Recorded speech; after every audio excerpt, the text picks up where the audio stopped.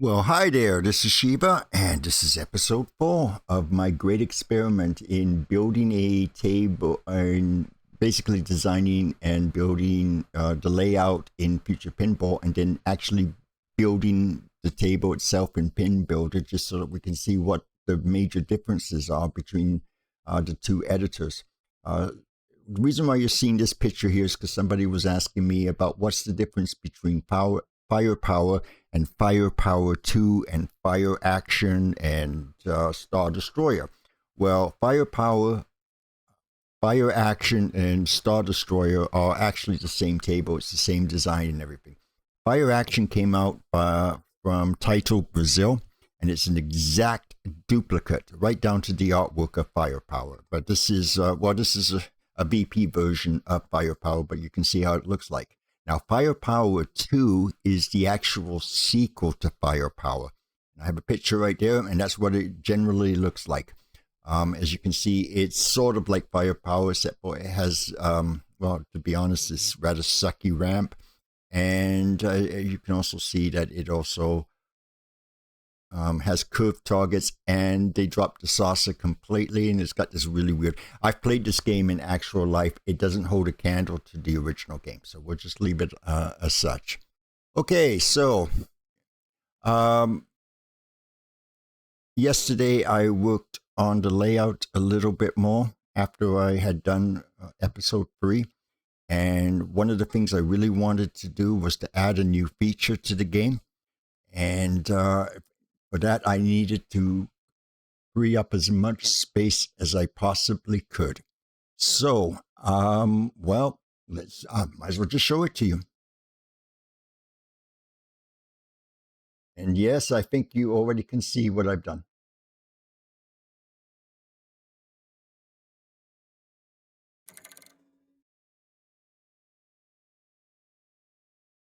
Now that's a ramp. Yep, I managed to get a ramp in there. It's got a couple things that I don't like about it, so we'll be discussing that here very shortly. But yes, I did finally manage to make at least some room for a ramp, and I should mention that I'm going to be showing you the same table, but a version that I worked on for maybe about an hour today, and I have in fact improved the amount of space that I have. But as you can see, it's quite a ramp, isn't it?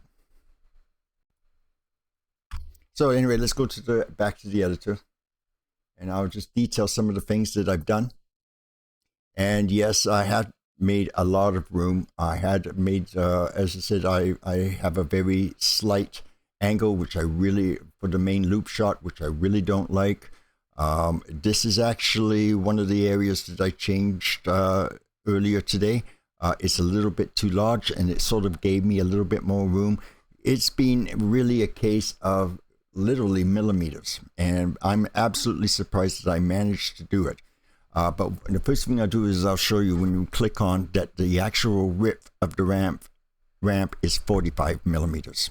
This is true. This is true. What it would be true scale, and that's just a little bit too narrow. I prefer absolute minimum 50 millimeters, but usually my ramps are about 55, which is just slightly more than 2 ball rips.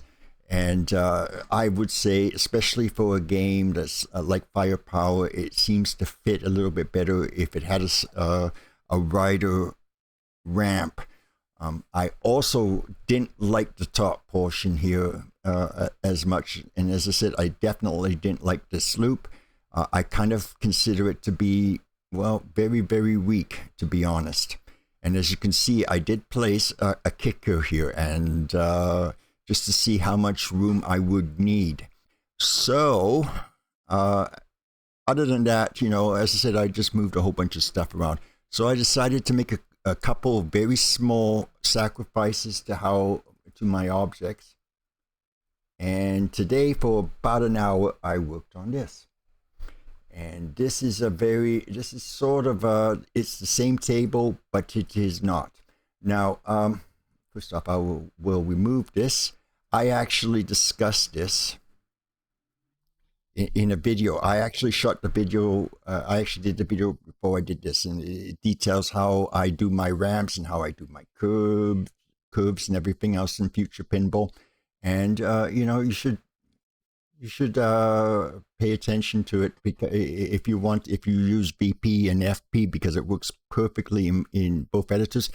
As a matter of fact, it actually also works in pinball, in how you can at the very least do nice curves very easily, like that one here, and this one here was done using the method. And as you can see, I've done the brand new ramp design, which is what I'm working on right now. And as you can see, I actually built this ramp using this method, and I recorded it, so people should be happy. Okay, so what do we got here? Well, first and the biggest thing is I am now at 55 millimeters for my red. I did find some space. I may actually have a little bit more room, so I may I may need it, because I may have to shuffle it once I put this into PinBuilder, because it's not just the horizontal. The horizontal is 2 inches too short in terms of the actual scale of the actual game. It's also a 1/4 of an inch too short in the horizontal, and that can greatly affect the lanes. As you can see, if you take a very good look at the actual scale, you will notice that my lanes are actually wider, and that they're pushed out more towards the center, and that's so that I have the space for the ball, because when you load this blueprint into PinBuilder, you're going to have slight compression on the horizontal. I know it's only a 1/4 of an inch, but it really can make a big difference. So I have to make sure that the lanes are wide enough for not only the ball to pass through them, but also for the physics of the ball. Because if the lanes are too short, or if they're too narrow, it will definitely affect the ball and how it plays and stuff. So that's the reason why. The one thing I had to sacrifice was this lane right here. So this is the one that I am going to be really looking at, making sure that this is right enough for PinBuilder, because that's about that. But other than that, it should work. Also, the shot up here, I think that might actually be, well, talking about a precision shot. Yes, this is going to be a precision shot. So what do we got here? Well, we're going to have a new ramp. One of the things I noticed is not only was it too short, but it wasn't quite shaped correctly. And especially in this area right here, the ramps are good. In fact, hopefully this is going to play. FP's been a little bit of a bitch this session for some strange reason. It's crashed on me. So hopefully this will in fact work, so you'll be able to see it. I know it's going to have... There we go. And yeah, so as you can see the new ramp. It's not going to be that high. I'm going to explain what I'm going to do and how I'm going to build the new ramp system after this video, but I'm just showing it to you so you get a good idea of what's going to happen. If you notice way at the bottom, I've even added posts to it, because even though I don't even know if we can make ramp posts in PinBuilder, and even though this was probably never going to be in FP and everything else, I did them because, well, it's me. What can I say? I get like that sometimes. And as you can see, well, you know, they look quite nice, don't they? I mean, you know, if things work out, maybe I can do that in PinBuilder. You never know. We'll see. We'll see. Anyway, so here we go. The new ramp. As much as I like the shape, as I said, it's very flat, and it's not really... It's a nice curve. It's not really perfect. Let's put it that way. And it really kind of does not fit the game itself. On top of it, I wanted to set up something else here. And if you've noticed, what I have done here is I have found a room to change that. So it's now a lot more severe, and I think if I move this up here so that the saucer is actually the ball diameter is the inner ring. So I think there's enough room for this. That means that I can have a shot around like this, and maybe a second ramp. Comes around here, curves, goes down, and comes back out down here. And figure out a way to join the ramps. This really depends on PinBuilder and whether you and how capable it is. I may have to ditch the split ramp, but I think a second ramp would make the machine look a little bit nicer and a little bit more interesting. So, we'll see what it is.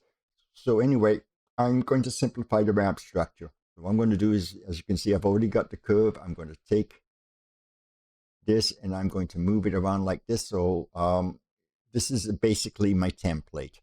But I'm just going to build the shape that I want, which is take this and take it down like this and give it the and have a nice better curve in this area here, and so that maybe I can have a split ramp. And then the habit, well, that's not really much of a problem, to be honest, because I've already done that too as well. Whoa, wow, sure got a lot done. Guess what? Look at that. Copy.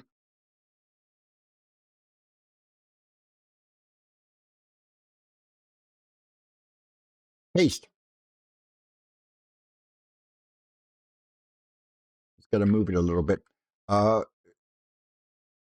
I messed up just a little bit. I made the curve a little bit too long. It should be pushed in a little bit. It should be a little bit more curvy, and it should be pushed in a little bit because, yes, as I said, for some strange reason, I like to complete my tables, even though I will never actually release this table in FP or do anything.